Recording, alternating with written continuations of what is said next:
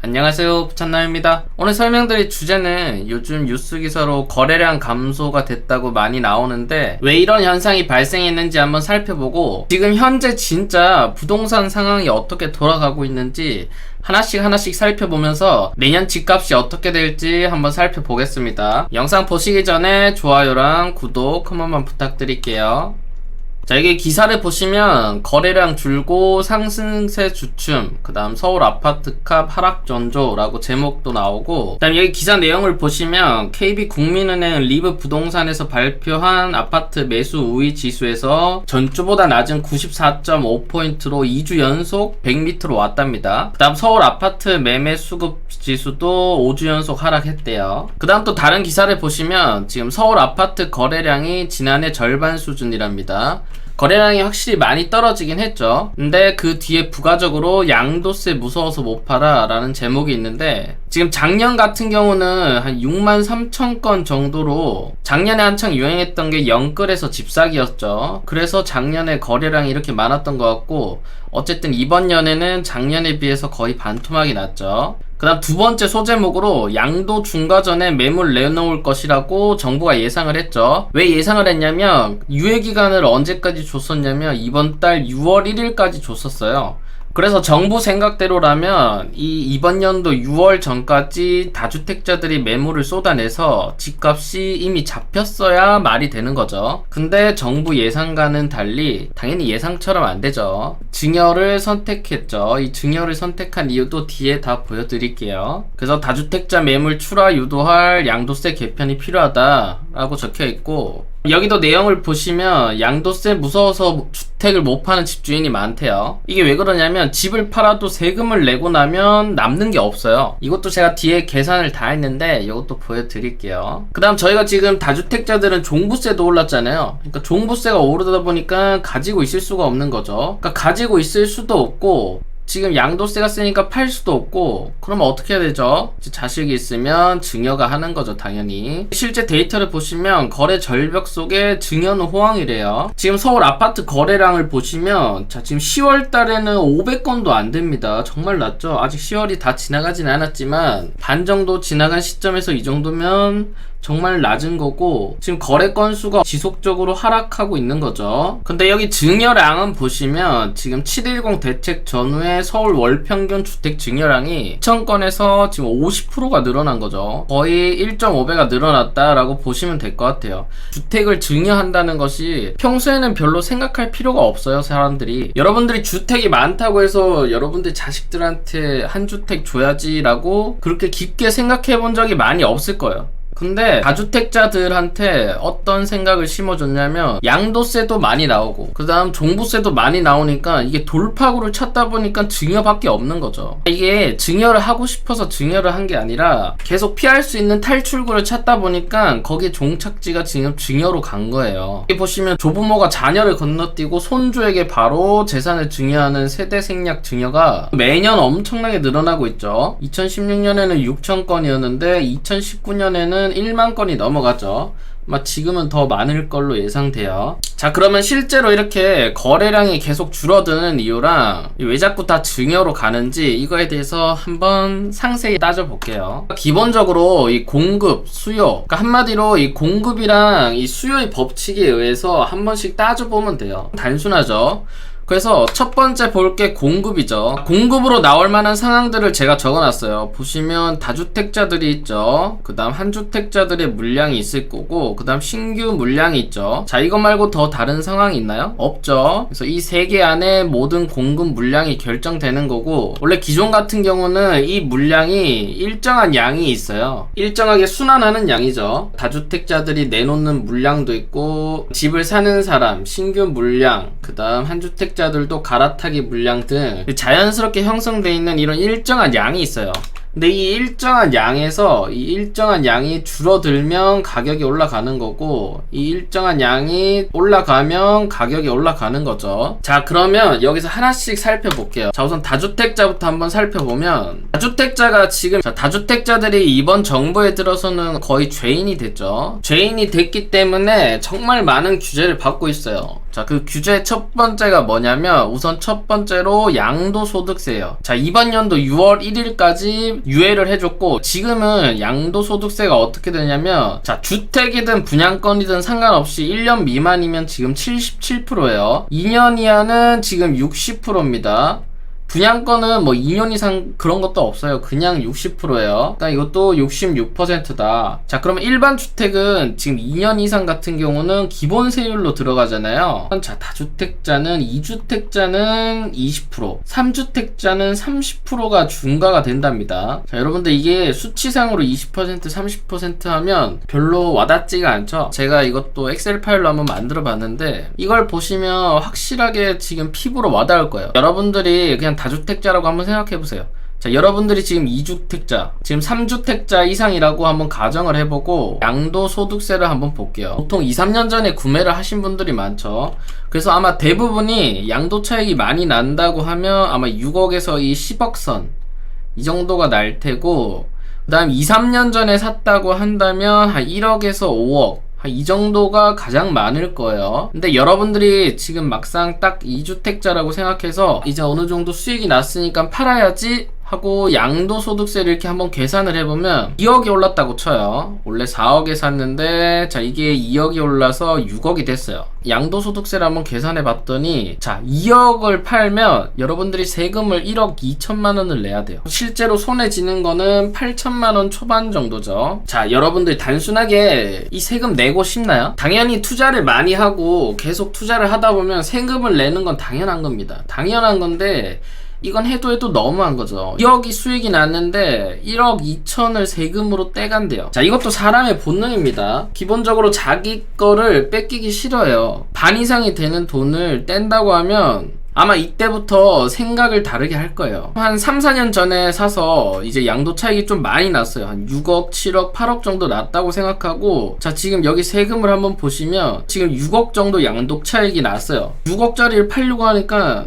세금이 지금 3억 7천을 내야 돼요. 실제로 6억을 팔면 여러분들 손에 쥐는 거는 2억 2천만 원이라는 거죠. 자, 여러분들 팔고 싶나요? 여러분들이 지금 무주택자라고 쳐도 다주택자라고 생각을 하고 이렇게 잠깐만 계산을 해봐도 당연히 2억 2천 정도 벌면 좋은 게 아니냐라고 할 수 있는데 세금으로 이거를 3억 7천을 내다 보니까 자, 이때부터 딴 생각을 할 수밖에 없는 거예요. 자, 어떻게 하면 이 돈을 줄일까? 30%로 가면 더 본인이 3주택이다 라고 하면 지금 3주택 이상인 사람들은 집을 못 팔고 있는 거예요. 안 파는 거죠. 자, 6억 정도, 5억 정도 지금 수익이 났다고 치면 세금이 얼마냐면 3억 5천, 4억 3천을 내야 돼요. 실제 본인 손에 쥐는 거는 1억대예요. 자, 여러분이 3주택이라면 파시겠어요? 저는 안 팝니다. 한마디로 지금 세금이 너무 비싸요. 기본적으로 집을 안 내놓고 만약 집을 내놓는 사람도 이 실수익이 얼마 되지가 않죠. 당연히 더 높은 값에 내놓는 거예요. 그러니까 요즘 보면 호가가 엄청나게 많이 올라오잖아요. 이러한 이유가 이것도 있는 거죠. 자, 그 다음 또 어떤 규제가 있냐면 자, 장기 보유 특별 공제도 줄여버렸습니다. 기존 같은 경우는 10년 이상 가지고 있으면 80%를 양도 차익을 뺄 수 있었어요. 근데 이거를 어떻게 바꿨냐면 실거주를 하지 않으면 그냥 보유 기간에만 곱하는 거죠. 근데 이것도 지금 연 4%라고 했는데 이 연 4%도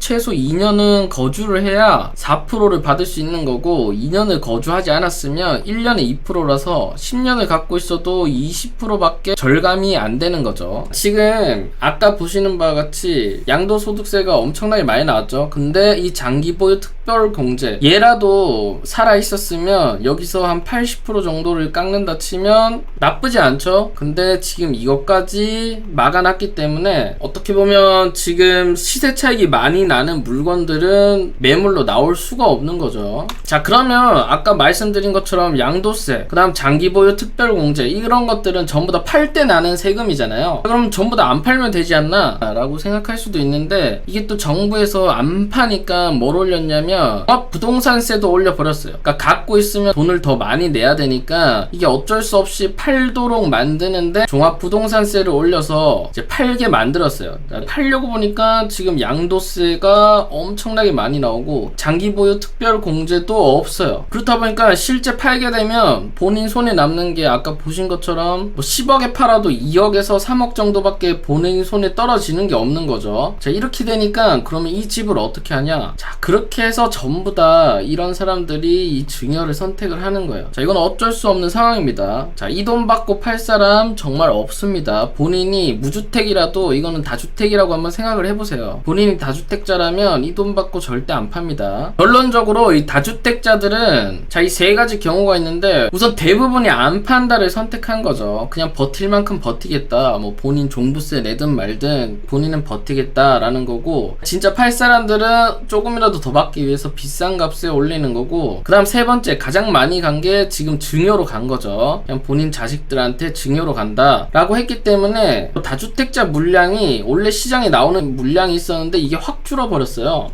첫 번째 다주택자 물량이 줄었고, 자, 그 다음 한주택자랑 신규 물량도 한번 볼게요. 자, 한주택자 분들은 그런 분들도 있잖아요. 팔고 전세로 간다. 그 다음 집을 갈아타는 분들도 있는데, 첫 번째 팔고 전세를 간다. 자, 요즘 같은 시대에 본인 집 팔 사람이 있을까요? 제가 볼 때는 거의 없다고 봅니다. 그래서 어떻게 보면 지금 이 물량들도 옛날에는 많았는데 이 물량도 급감을 한 거죠. 그래서 첫 번째 상황도 거의 없어진 거고, 다음 두 번째 집을 옮기면 되는데, 자, 이 집을 옮기면 또 무슨 문제가 생기냐면 이 대출을 갈아타야 돼요. 이게 지금 골치가 아픈 게 지금 대출 안 나오죠. 지금 주담대 대출 받기 어렵습니다. 그렇기 때문에 지금 기존에 집을 옮기고 싶은 사람도 못 팔아요. 그리고 기존에는 대출을 어떻게 했냐면 그냥 이자만 갚는 방식이에요. 지금 요즘은 보시면 전부 다 원리금 상환이 들어가죠. 근데 옛날에 전부 다 대출했던 사람들은 지금 이자만 갖고 있기 때문에 대출을 옮겨버리면 대출 이자가 상당히 많이 늘어나는 거죠. 그러니까 갈아타는 순간 본인한테는 손해인 거예요. 그래서 웬만하면 아마 안 판다. 당연히 물량이 줄어들죠. 신규 물량.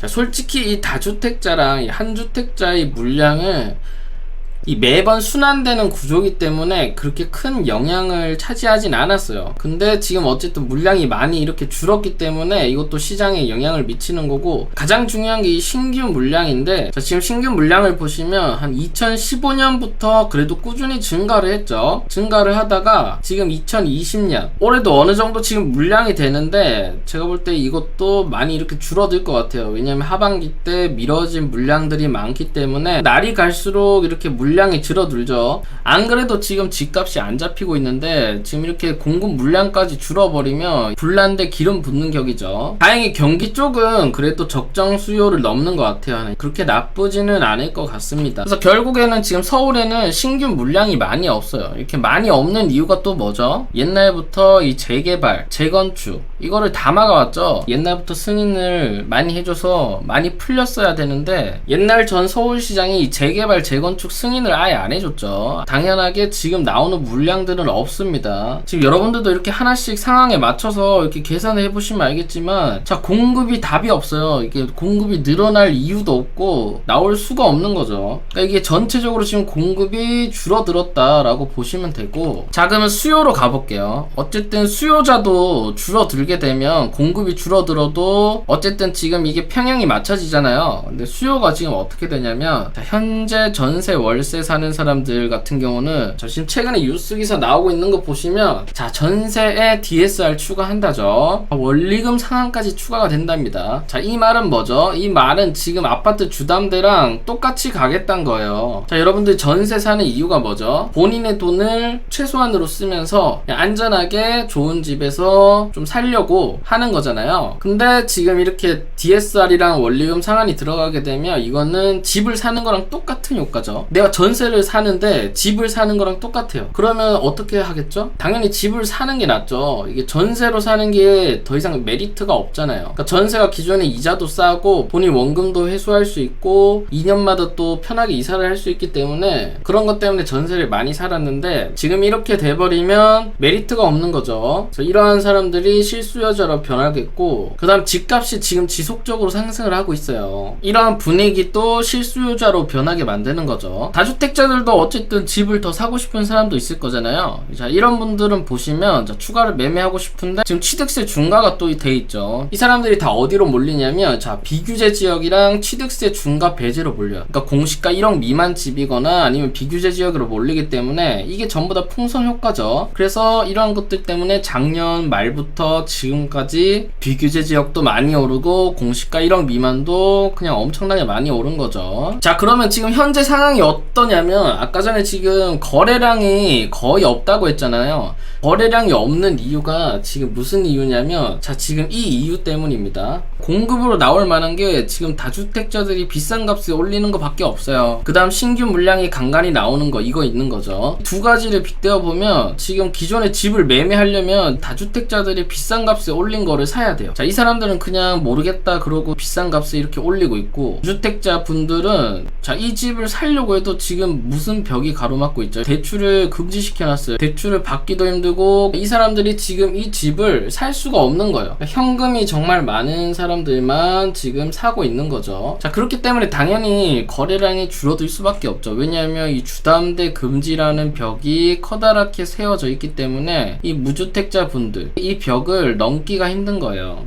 이 벽을 넘으려면 최소 현금이 5억에서 6억 정도는 가지고 있어야 이 벽을 넘을 수 있는 거죠. 그래서 어쨌든 이 벽이 상당히 높아졌다라고 보시면 되고, 자 이렇게 되니까 어떻게 되죠? 당연히 신규 물량으로 간간히 나오는 것들에 지금 여기 크기만 보셔도 전부 다 일로 몰려가는 거죠. 경쟁률이 요즘 보시면 정말 높죠. 100대 1은 기본이죠. 경쟁률이 상당히 많이 상승한다. 그래서 지금 현 상황이 딱 이 상태라고 보시면 될 것 같아요. 그럼 결론적으로 이제 내년에 좀 집값이 잡히려면 어떻게 해야 되냐면, 자 아까 말씀드린 것처럼 그냥 단순합니다. 공급을 늘리면 돼요. 공급을 늘리려면 뻔합니다. 지금까지 지금 정부가 했던 모든 규제를 다 풀면 돼요. 근데 지금 정부가 처음부터 규제를 이렇게 해왔기 때문에 막판에 이거를 다 풀어버리면 어떻게 보면 본인들이 했던 모든 일들이 물거품이 되는 거죠. 그래서 제가 볼 때 정권이 바뀌기 전까지는 결론적으로 이런 규제들은 절대 풀릴 일이 없을 것 같고, 왜냐면 이 규제들을 푸는 순간 본인들이 무능하다는 거를 본인들 스스로 증명하는 거기 때문에 규제는 절대 안 풀 거예요. 그래서 만약 정권이 바뀌기 전까지는 대출 규제도 계속된다면 이 집값은 상승하는 것도 아니고 떨어지는 것도 아니고 그냥 보합으로 유지가 될 것 같아요. 그래서 단순하게 지금 집값을 떨어뜨리려면 양도세, 장특공, 그 다음 종합부동산세 낮추면 돼요. 그러면 자연스럽게 이분들이 수익을 실현하려고 매물을 내놓겠죠. 자, 그 다음 한주택자분들, 이분들도 어쨌든 갈아타기를 하거나 뭐 팔거나 해야 될 거 아니에요. 그러니까 그런 분들을 위해서 대출 규제를 풀어주고, 그 다음 신규 물량, 현재 서울에서 진행되고 있는 이 재개발, 재건축 같은 경우는 안전진단을 엄청 어렵게 해놨기 때문에 지금 안전진단을 통과 못하고 있죠. 그 안전진단을 좀 풀어주고, 이 재개발 같은 경우도 지금 민간 공모를 하고 있죠, 오세훈 시장이. 그래서 그런 것처럼 아예 구역 지정부터 힘들게 해놨었는데 그거를 폐지하고 요번에 재개발 공모를 하고 있는 거잖아요. 그러니까 이런 것처럼 어쨌든 재개발이랑 재건축을 좀 팍팍 해줘서 신규 물량이 계속 나오도록 해야 됩니다. 실제 지금 무주택자 분들은 이제 대출 규제를 풀어서 이렇게 나오는 물량들을 편하게 살 수 있게 해주는 거죠. 이렇게 하면 단기적으로는 가격이 상승할 수도 있어요. 근데 이게 매물이 이렇게 많이 쌓이다 보면 자연스럽게 가격은 안정화 될 거예요. 이 사람들이 알아서 경쟁을 할 거예요. 경쟁을 할 거기 때문에 거기에 맞춰서 가격이 떨어질 거예요. 마지막으로 여기 그래프 하나 보여드리고 끝낼게요. 자, 이걸 보시면 좀 더 와닿을 거예요. 지금 여기 보시는 것처럼 규제 완화, 규제 완화, 규제가 있죠. 그래서 지금 여러분들이 어떨 때 집값이 많이 상승했는지를 한번 보시면 될 것 같습니다. 규제를 할 때마다 상승을 하고 완화를 할 때마다 이렇게 안정이 됐죠. 지금 현재는 규제 상태고, 그래서 여러분들이 아셔야 될 거는 규제를 하면 할수록 물량이 줄어들기 때문에 집값은 올라간다 라고 알고 계시면 좋을 것 같습니다. 그래서 오늘 영상은 여기서 마치고요. 오늘 영상 도움되셨다면 좋아요랑 구독, 그 다음 알림 설정까지 부탁드릴게요. 감사합니다.